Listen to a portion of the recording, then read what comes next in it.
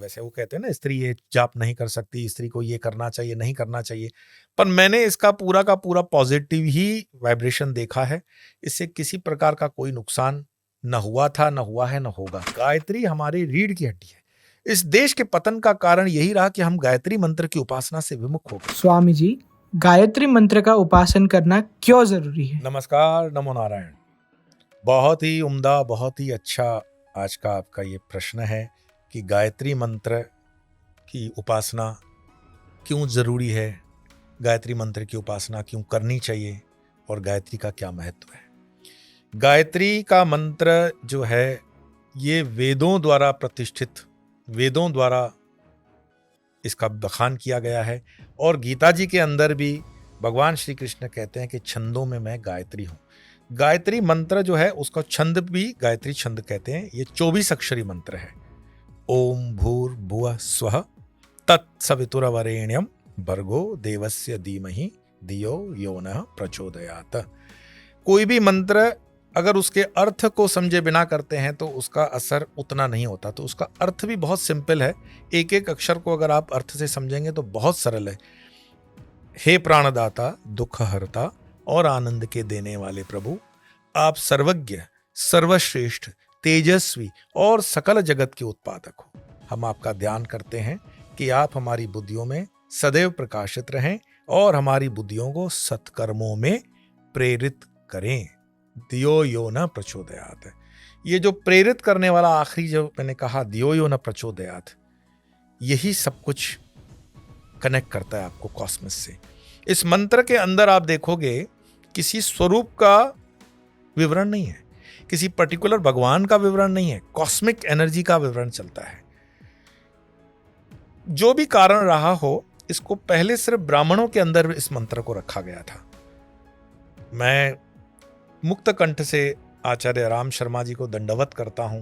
गायत्री परिवार जो काम कर रहा है, आचार्य राम शर्मा पहले स्वामी दयानंद सरस्वती जो आर्य समाज के प्रतिष्ठित संत हैं, जिन्होंने स्थापना की आर्य समाज की, उस भावधारा से थे। उस भावधारा के अंदर निराकार की साधना होती है गायत्री की। दयानंद जी के निराकार की साधना को आचार्य राम शर्मा ने मूर्ति में ला करके गायत्री की मूर्ति की स्थापना की और गायत्री शक्तिपीठों की स्थापना की और उत्तर भारत के अंदर बहुत बड़ा विशाल कार्य खड़ा किया अपने जीवन काल के अंदर ही। और मेरा सौभाग्य रहा कि उनके कार्य को भी देखा और उनके जो डायरेक्ट सारे डिसाइपल्स हैं उनसे रहने, मिलने, चलने फिरने का मेरा सौभाग्य रहा है। और शांति कुंज में भी मैं कई बार जा चुका हूँ, रह चुका हूँ। अद्भुत जगह है, अद्भुत तीर्थ है। जगह तो बहुत छोटा शब्द है उसके लिए। और आचार्य राम शर्मा जी की जो ऊर्जा है और माँ की जो ऊर्जा है, आप उसको महसूस कर सकते हो गायत्री में। तो गायत्री मंत्र को उन्होंने मुक्त कर दिया, ब्राह्मण के हाथ से निकाल करके उन्होंने सर्व सामान्य को देना शुरू कर दिया। कई ब्राह्मण उनसे नाराज हो गए, स्वाभाविक भी था, क्योंकि आपकी जब मोनोपोली हटती है तो नाराजगी होनी स्वाभाविक है। लेकिन इससे समाज में एक बहुत बड़ी क्रांति हो गई। क्रांति ये हो गई कि प्रत्येक वर्ग में गायत्री पहुंच गई सरलता के साथ। आजकल तो गायत्री परिवार गायत्री के कुंड भी तैयार करके हवन यज्ञ सब वगैरह कराते हैं और उसमें स्त्रियों को भी उतना ही छूट है। वैसे वो कहते हैं ना, स्त्री ये जाप नहीं कर सकती, स्त्री को ये करना चाहिए, नहीं करना चाहिए, पर मैंने इसका पूरा का पूरा पॉजिटिव ही वाइब्रेशन देखा है। इससे किसी प्रकार का कोई नुकसान न हुआ था, न हुआ है, न होगा। क्योंकि परमात्मा की प्रार्थना में क्या नुकसान हो सकता है? हमारा हेतु क्या है? हमारा हेतु तो उसी कॉस्मिक एनर्जी के साथ कनेक्टिविटी थी ना। तो हेतु बहुत सुंदर था। तो उसमें माताएं बहनें जो गायत्री में बढ़ चढ़ करके आगे आई, इससे देश में एक बहुत बड़ी क्रांति हुई। लेकिन हाँ, कुछ ग्रंथों को पढ़ने से ऐसा प्रतीत होता है कि गायत्री को कुछ शाप भी हैं। पर मैं मानता हूं, मेरे जाने, कि अगर हम उसको अनुष्ठान जब करते हैं तो उसमें उन चीजों का थोड़ा ध्यान रखना पड़ता है। प्रत्येक मंत्र के प्रति वो निधि है, ध्यासन है, उसके न्यास वगैरह होते हैं, वो ठीक है। लेकिन सिंपल सा मंत्र जपने में आपको कोई बाधा नहीं लगती है। और इस मीनिंग के साथ, हे प्राणदाता, दुखहर्ता, आनंद के देने वाले प्रभु, आप सर्वज्ञ, सर्वश्रेष्ठ, तेजस्वी, सकल जगत के उत्पादक हो, हम आपका ध्यान करते हैं, हम आपको कि वो हमें प्रेरणा दे। तो आप सोते जागते स्टूडेंट लाइफ के अंदर जब इस मंत्र का मीनिंग के साथ जपन करते हो, रटन करते हो, तो सचमुच में इसकी एक एनर्जी आप पर बरसती है। और मैंने अपने जीवन में देखा है कि जो गायत्री का मंत्र एक माला से प्रारंभ होता है, खासकर जो मेरे कुछ स्टूडेंट्स हैं जिन्होंने 8, 9, 10 साल की उम्र में गायत्री मंत्र की दीक्षा ली, तो मैं उनसे पूछता हूं कि एक माला में 108 बार आप मंत्र कर पाओगे? तो वो बताते हैं कि समय कम रहेगा ये, क्योंकि थोड़ा पहले उसमें 10-15 मिनट पहले लगता है, क्योंकि वो थोड़ा लंबा भी मंत्र है और प्रैक्टिस से एक समय लगता है। तो मैं उनको हमेशा कहता हूं कि 54 बार कर पाओगे उसकी आधी माला? अच्छा 54 नहीं तो 27 बार कर पाओगे? अच्छा 27 भी अगर नहीं कर पाते हो तो लास्ट में 11 नहीं तो 4 कुछ तो कर पाओगे?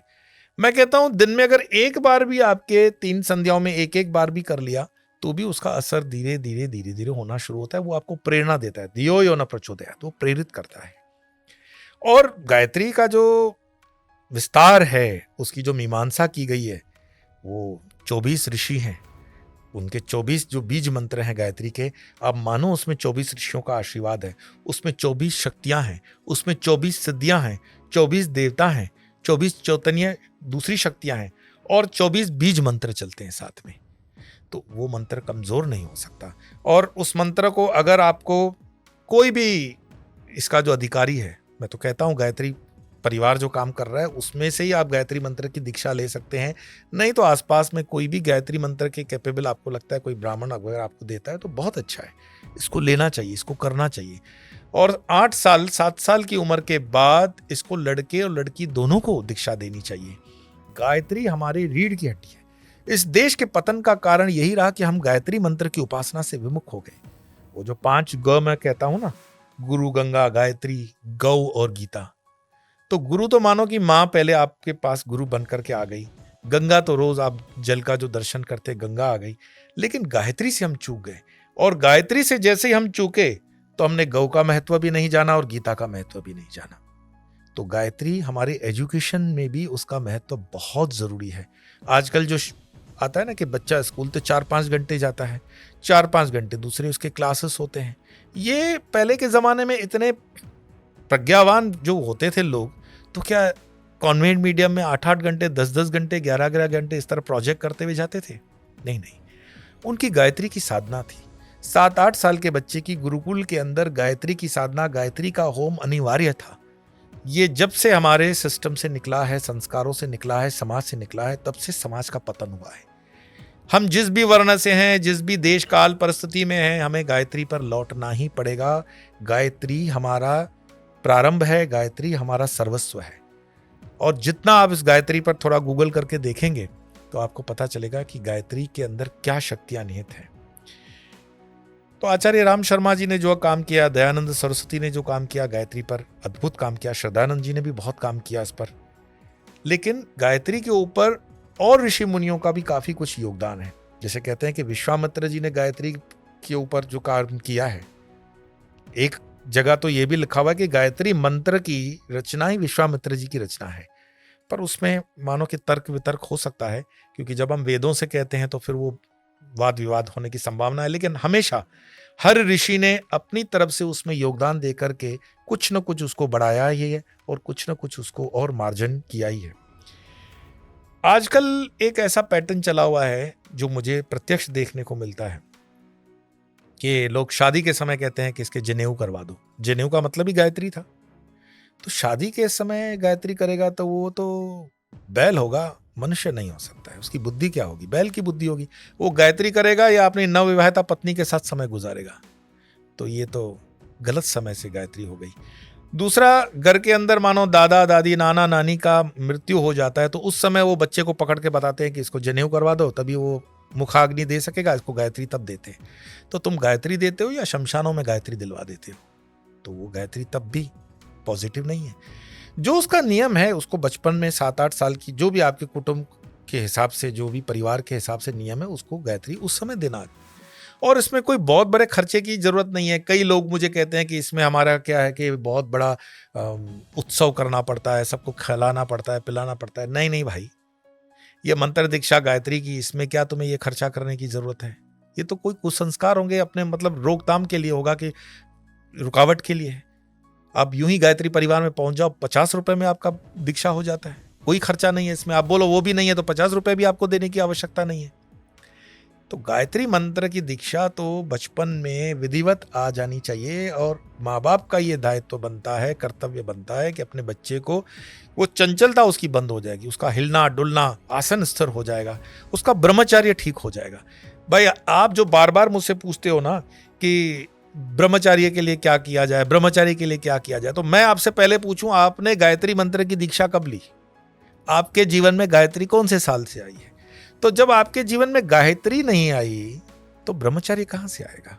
क्योंकि प्रेरणा देने के लिए जो आप नंबर डायल कर रहे हो, कोई भी फोन लगाते हो तो उसके लिए नंबर डायल होता है ना, तो उस कॉस्मिक एनर्जी के लिए जो आप नंबर डायल कर रहे हो, वो नंबर तो डायल कर नहीं रहे हो। आपने बड़े बड़े मानो कि मॉडल के एप्पल के फोन लगा कर रखे हैं, लेकिन सिम डाल ही नहीं रहे हो। तो हमारा जो भोजन है आत्मा का, हमारे जो ज्ञान की जो मार्ग की गई है प्रशस्ति वेदों के अंदर, वो गायत्री से ही है। प्रारंभ गायत्री से ही होगा। और गायत्री में क्या शाप है, क्या ये है, इस उलूल जुलूल बातों में लटकने मटकने की कोई जरूरत नहीं है। आजकल जीवन बहुत फास्ट फॉरवर्ड है। देश काल परिस्थिति और पात्र के अनुसार इसमें आप आगे बढ़िए, और अपने बच्चों को, कम से कम आप चूक गए हो कोई बात नहीं, कम से कम अपने बच्चों को सनातन धर्म के कुछ संस्कार दीजिए। जैसे मैं कहता हूं कि बहुत चीजें हम छोड़ते चले जा रहे हैं, कई संस्कार हमसे छूट गए, लेकिन गायत्री तो वो संस्कार है जो देर सवेर आपको देना ही पड़ता है, और देना ही चाहिए। तो क्यों ना उसको समय सर दें। मुझे उम्मीद है कि ये आज का गायत्री का प्रवचन आपको कुछ प्रेरणा देगा।